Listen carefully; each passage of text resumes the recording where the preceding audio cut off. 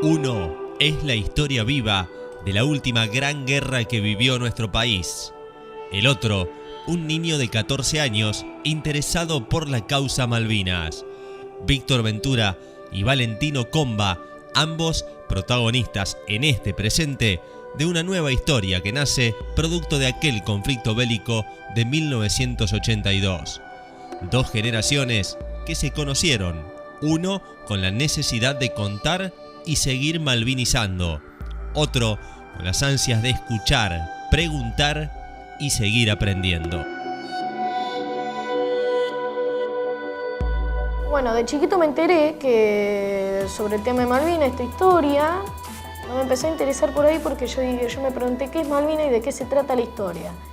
Entonces yo ahora con 14 años empecé a investigar porque me empezó a encantar el tema, los aviones, las armas, los tanques y esas cosas. Y entonces empecé a investigar más a fondo sobre el tema, en qué año, y la guerra comenzó en el año 1982, justo en el que el país nuestro estaba en una crisis sobre la junta militar.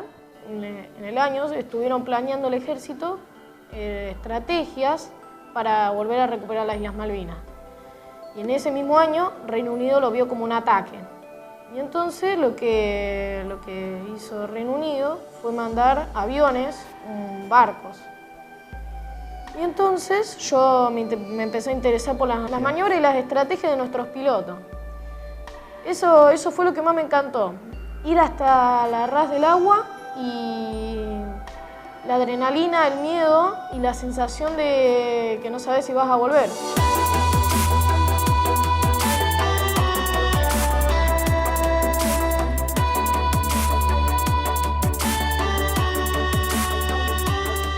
Y todo esto, a ver, contame, ¿vos lo fuiste investigando, leyendo, mirando? ¿A dónde? En YouTube, en las redes sociales, en Google empecé a averiguar sobre el equipamiento nuestro, las armas y esas cosas. Y antes de todo esto, ¿te gustaba siempre la cuestión militar? ¿Habías leído, investigado, mirado películas y documentales de otras guerras? Sí, como la Segunda Guerra Mundial y como la de Band of Brothers, esas cosas. Y entonces empecé a aprender más sobre ese tema. Y entonces, como el desembarco en Normandía, el salto de paracaídas de la compañía Airwood. De ahí me empezó a interesar más el tema en Malvinas. Pero no sabías mucho en profundidad. No sabía mucho de chiquito. De chiquito nos llevaron como un medio museo a un galpón.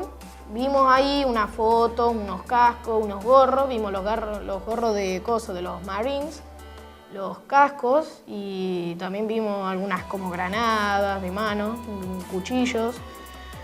Nada sorprendente, había también fotos y esas cosas. Y después me empezó a interesar mucho más. Yo cuando estaba volviendo de viaje, que nos habíamos ido a Brasil, yo veo ahí en la carretera un pucará. Y después vi un Hércules, así como la forma de planear, que tenía como una forma como de planear. Entonces yo le decía a mis viejos, pará, que le quiero sacar una foto. Me decían, no podemos porque estamos en medio de la carretera. Y entonces nosotros no pudimos sacarle una foto y seguimos de largo. ¿Te quedaste con las ganas? Sí, me quedé con la gana.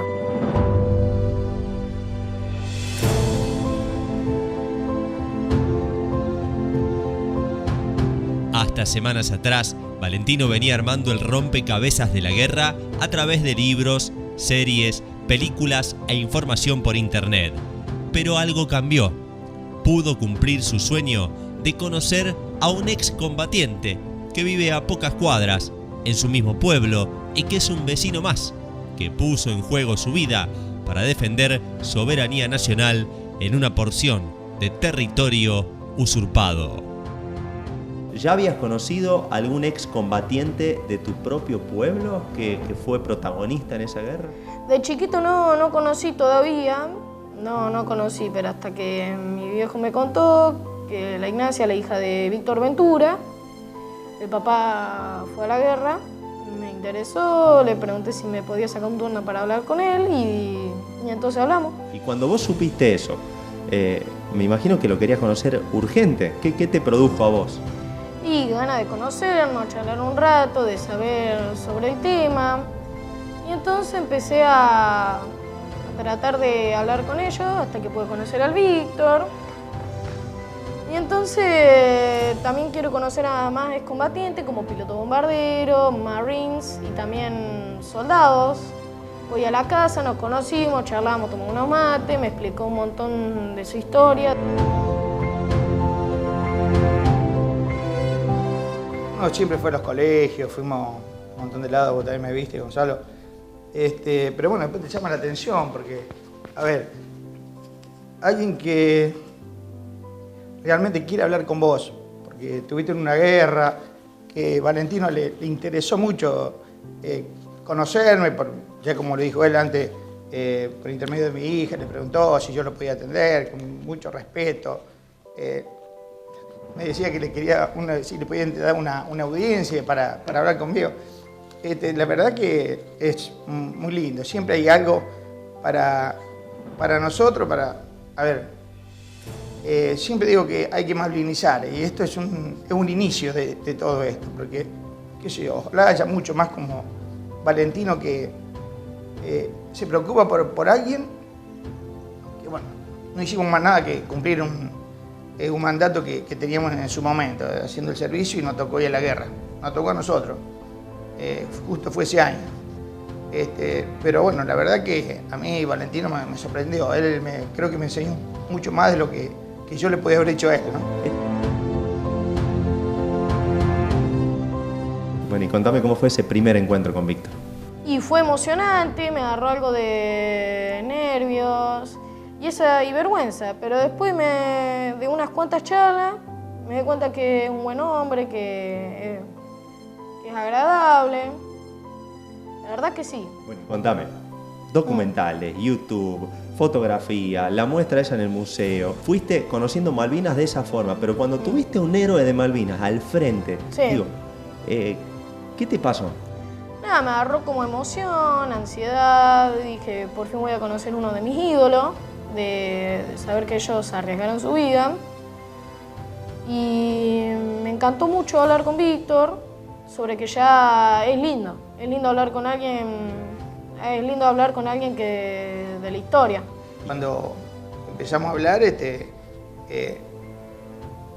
le decía después a mi familia, digo, me sorprendió él, porque me hablaba de los aviones, de cómo fue la guerra, por qué los ingleses esto, por qué aquello, que las bombas no explotaban por la espoleta que estaba mal configurada, qué sé yo, ¿viste? Me sorprendió todo lo que, digo, ¿cómo hizo me llamaba la atención cómo hizo para aprender todo eso, el interés que tuvo por Malvinas y bueno, la verdad que para mí fue un grande. ¿Aprendiste mucho más en la experiencia propia de Víctor de haber combatido en Malvinas? ¿Te aportó más datos? Sí, me aportó más datos. Me contó que él fue artillero, me contó que él tuvo 18 años cuando se había alistado en el ejército y que cumplió 19 años allá en Malvinas. Tenían 4 años más que vos, 5 años más. Y una locura. Unos chicos jóvenes que no sabían utilizar armas, no estábamos preparados para el frío y justo en abril habían hecho la guerra. El frío que debió haber hecho, hacía mucho frío, no había mucha comida, pero sí podías comer algo. Me contó el Víctor que su pelotón, algunos chicos robaban alfajores, unos panes y esas cosas para comer, a escondidas, sin que los coroneles se den cuenta. No sé si uno tenía miedo o no. Yo me acuerdo porque yo el otro día lo hablaba con este chico y le decía, digo, ¿te acordás la última noche cuando fuimos a ocupar un puesto que estaba el pozo hecho, había una frazada, que nos metimos todos en el pozo, el subteniente nos hace meter en el pozo porque no teníamos, como decía Valentino, dirección dónde tirar, porque no teníamos distancia, estaban los argentinos con los ingleses peleando, nos dividía una punta de agua, y me dice, no me acuerdo, ¿no te acordás que yo hice guardia? Le digo, porque yo sabía que iba a estar despierto, que yo me iba a preocupar, porque era imposible dormir con todo el quilombo que había, era tremendo, era para estar descansado y cubierto. Y bueno, no tiramos un tiro con ese cañón, porque le podíamos pegar a las tropas argentinas. Entonces, claro, no teníamos distancia, nada, y entre que los argentinos se replegaban, era un hormiguero de gente que se replegaba hacia el pueblo, y bueno, no nos quedó otra que replegarnos nosotros también, y él se quedó con el subteniente y un cabo a romper el cañón, que bueno, no sé para qué, pero bueno, era para romper para que ellos no lo usaran.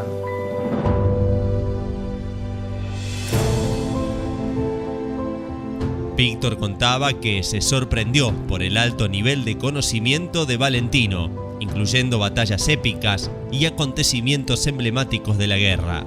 Este niño que lo idolatra es como un libro abierto lleno de datos y pormenores del conflicto bélico de 1982. Nosotros cuando llegamos no teníamos mucho equipamiento. Teníamos morteros, tanques, no eran buenos, pero sí nos sirvió de mucho. Los cañones también, como el cañón sin retroceso, el fusil FAL, el cuchillo con la bayoneta. Conozco 2 batallas y 2 puertos, Puerto Darwin y Puerto Argentino.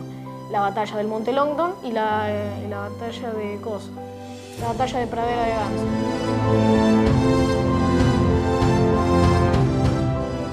Como escuché la historia de Víctor, ellos cuando llegaron con los Hércules vieron que la pista estaba bloqueada por camionetas y máquinas que los ingleses habían puesto para que no pudieran aterrizar. Nosotros cuando sacamos eso, logramos aterrizar los aviones, pusimos ahí puestos de comando y radares.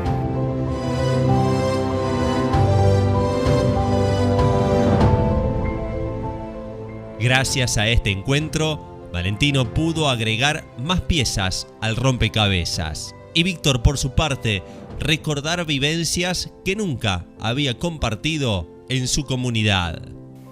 Y me contó que sí, que estuvo en la batalla del Monte Longdon, una de las batallas más sangrientas de la Guerra de Malvinas. Fue muy temprana la batalla. Era a oscuras, no se veía nada. Como estamos encargados del teléfono ahí, con otro muchacho de James Craig, que éramos 2, que estamos ahí junto con el subteniente y el cabo, y el sargento. Una noche me mandan, que no andaba el teléfono, me mandan a revisar el cable, pero no se veía, Gonzalo, no se veía a 2 metros, una oscuridad tremenda.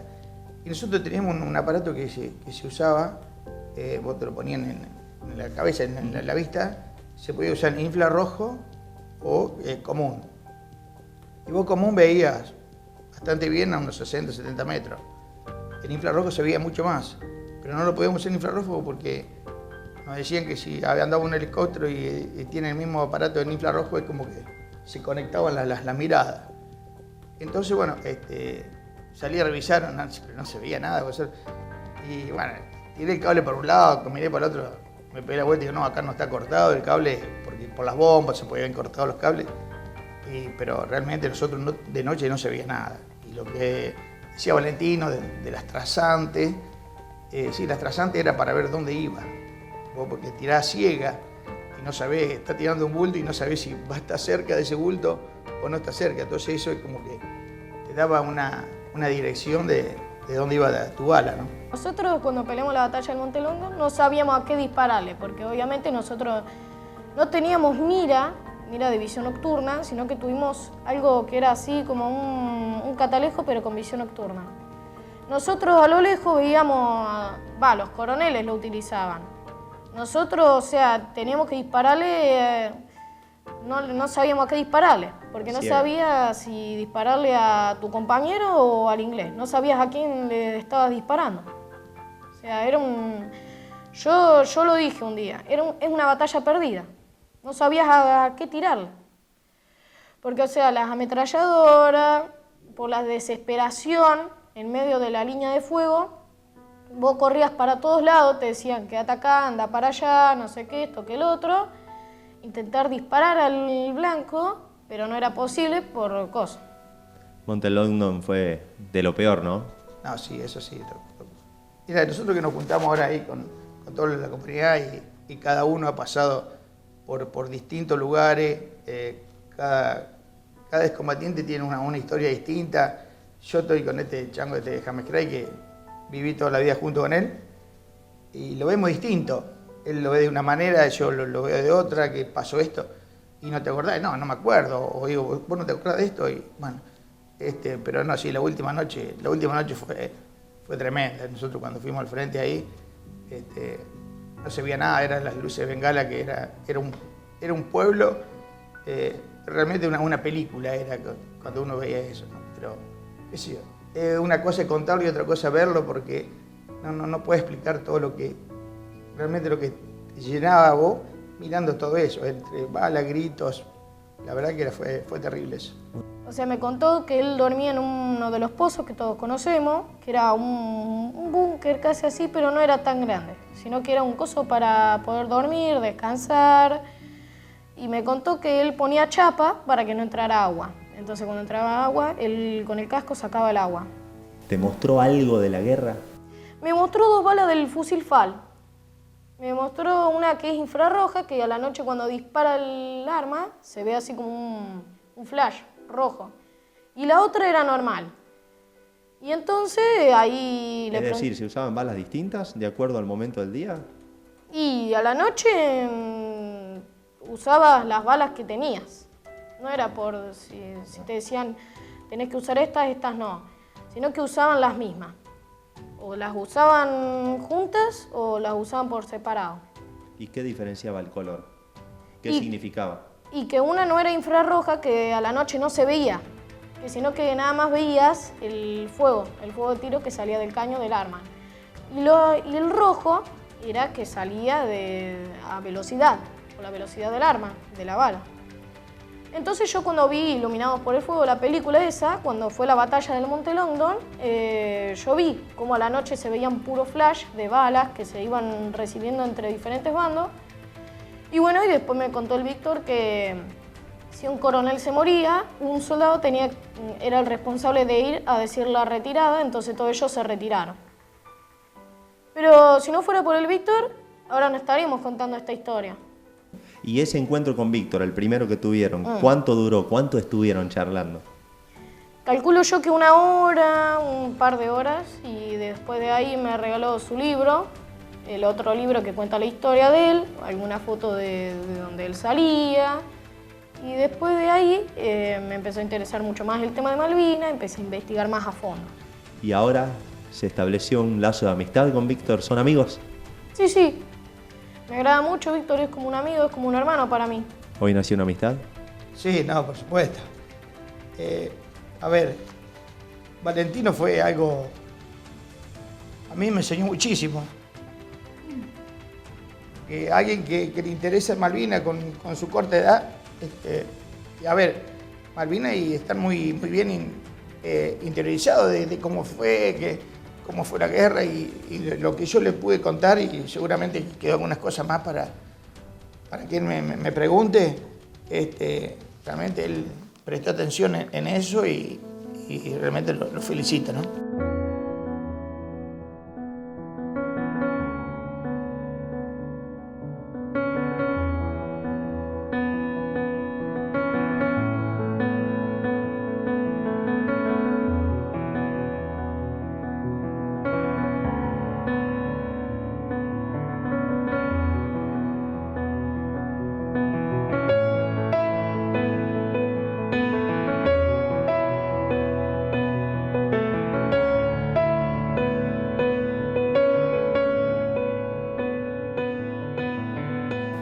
Hoy todos los pibes tienen como ídolo al Dibu Martínez, tienen Sí. como ídolo a Messi.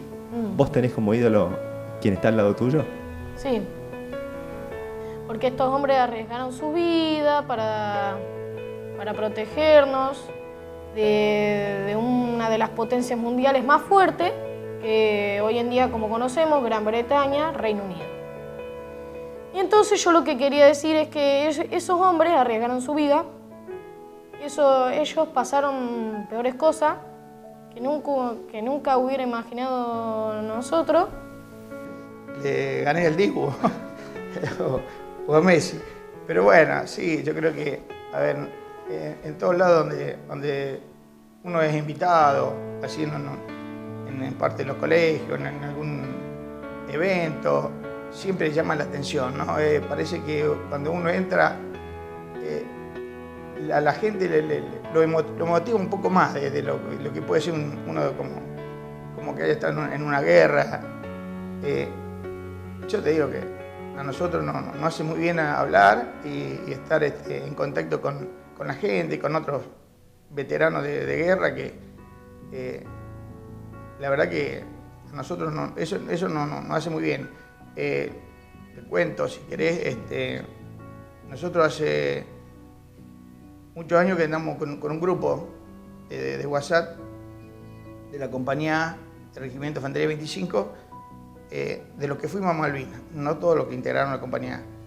Y bueno, y un día empezamos, sí, ¿por qué no nos juntamos? Y bueno, hace el año pasado, que ya nos venimos juntando, tenemos 3 juntadas, y bueno, y nos juntamos con los superiores también.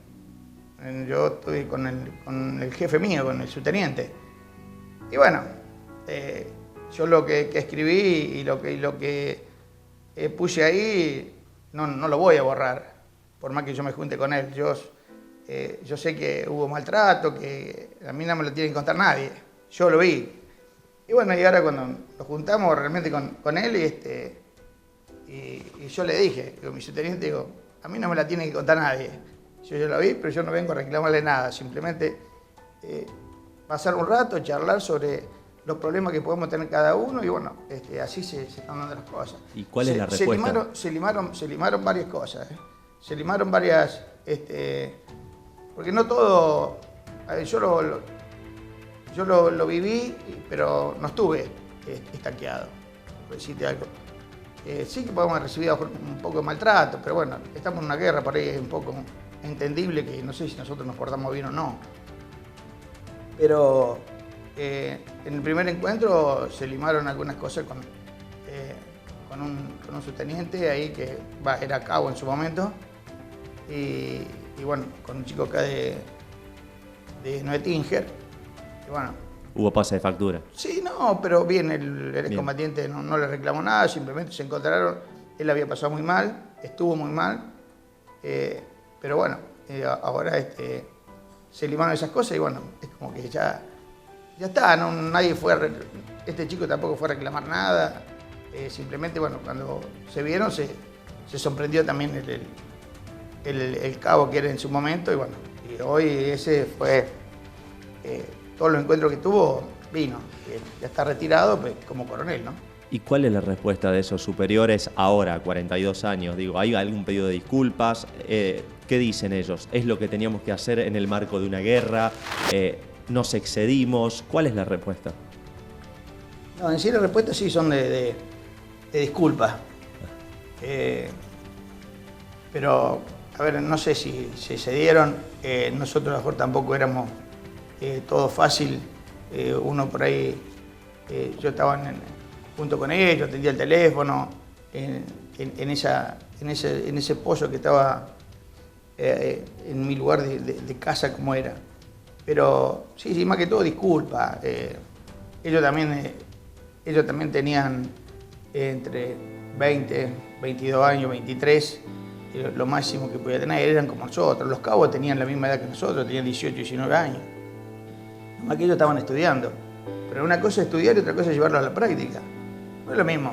A ver, va a estudiar militar, pero va a estudiar como en una guerra, pero hay que estar. Hay que estar bueno, en la guerra. Hay que saber que tenés que defenderte, que matar, llevar un grupo adelante. Bueno, pero ellos están acostumbrados así, el grito, la soberbia del militar que quiere todo para ellos, ¿viste? Que vos tenés que hacer el caso, y bueno, ellos mandaban ahí.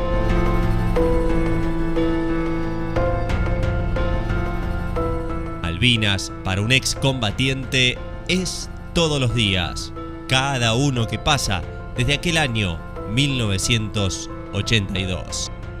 Se ha puesto una fecha del 2 de abril, Malvinas, pero a ver, para mí Malvinas es todos los días, así que no va a haber ningún problema si algún día no es 2 de abril y que tenga una charla y que tenga un encuentro con un grupo de chicos, porque a lo mejor tiene alguna inquietud o para saber bien, porque uno, si bien ha hablado en los colegios, en las primarias, por ahí no se da tanto, no se acuerda mucho, a veces no puede decir muchas cosas a lo mejor, o que los chicos no te entienden, pero entonces cuando están en un secundario donde ya más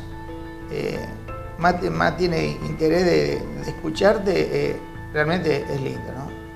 Y bueno, nos están pasando cosas bastante lindas para ir así a dar charla o algo que, bueno, uno está siempre predispuesto para que esto se siga su ritmo, ¿no? Siguiendo malvinizar, como digo yo siempre, para que esto no se termine nunca, ¿no?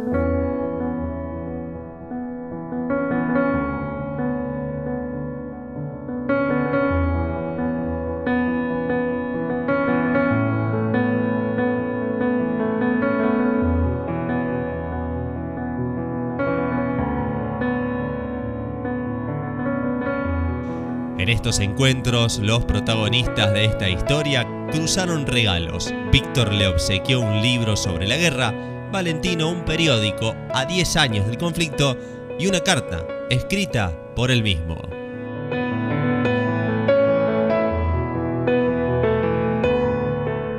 Buenos días, mi querido y estimado. Le quería decir que hombres como usted son capaces de enfrentar a la muerte cara a cara. Ustedes son personas que siempre resalto y gratitud a su valentía de pelear por la patria.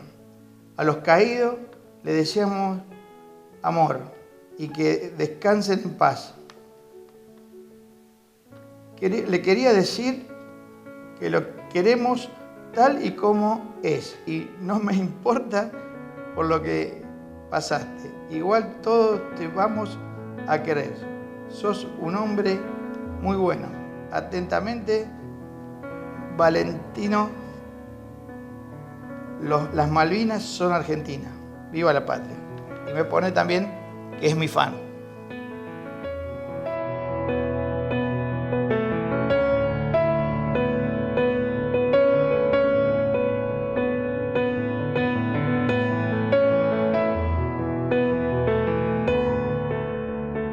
¿Qué pensás sobre Malvinas hoy? Y yo diría que la deberíamos recuperar porque es una tierra que nos pertenece a nosotros y no a Gran Bretaña. Porque él vino y se apoderó de algo que no es suyo. Yo diría que hasta ahora no nos metamos en problemas, sino que la reclamemos sin una guerra, sin una segunda guerra. Ojalá que, como te dije, ojalá que haya mucho Valentino para que esto siga. Yo siempre tengo miedo el día que no estemos nosotros, no sé si esto continúa o no. Pero bueno, mientras que podamos estar, o yo pueda estar, brindarle algo, yo le voy a brindar.